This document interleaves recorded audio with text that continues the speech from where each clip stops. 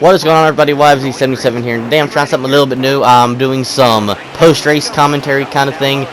This is from an online race on Thursday night. Michael and Rook's stream. I joined. Before I got on Wreckfest, I joined and done a few races. And so you can see on the start I'm lagging a little bit. So that's not fun. Started 10th and I'm lagging a little bit. It's Kansas 2, probably the best track in the game. But my brother was here. He was spotting for me, quote unquote. He likes to do that a lot. So it's a lot of fun because we do that a lot. It's a lot of fun for him and for me. I feel like it honestly makes it easier just because it feels more relaxed. So the Wi-Fi on my phone was on so I could listen to the stream simultaneously to racing. But, that kind of makes it lag. So my brother reached over and just turned the Wi-Fi on my phone off, which normally fixes it, which he did for this race as well.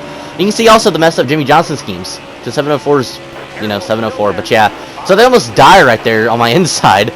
Right inside of me, and I'm able to thankfully not die. And then me and the 48 both up here getting to the wall. We both kind of overdrove and I stuck on this bumper, but because where they all checked up behind me, I didn't get past. So then I make a move on the bottom. Now the 18's giving me his draft because he kind of ran a lower line than the other 48, so I clear him.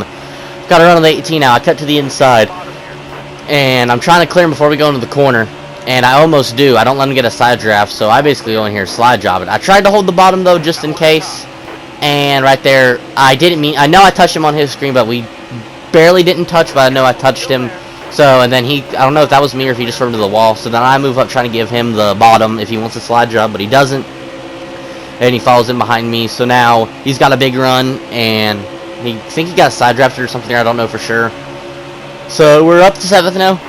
So we've gained a few spots. And now you can see everyone's about single filed out like it gets. It Kansas around the top side, except for the one Chase Elliott car on the bottom. He slides up though now. Now we're completely single file, and he gets shoved to the bottom somehow and almost just plows into the back of a lapper down there. I don't know how it happened. I guess he bounced off the wall or got touched from behind, but that actually helps me out because I have like a huge draft now because I was pretty far away from the lead pack. So with him falling back, that gives me and him both a huge pull down the straightaways. And you can see I ran my best lap ever by like 2/10. I bested my best lap by like 2/10 there just because of the draft. So I stood to the bottom just to try to pass him, and I didn't know he's going to hit the wall, but for me, thankfully he did, luckily. And you can see they're battling. They're 3 wide, 4 almost. They were peaking 5, and then so I go into turn 3 full throttle on the bottom. Slide job, made it 4 wide on the bottom.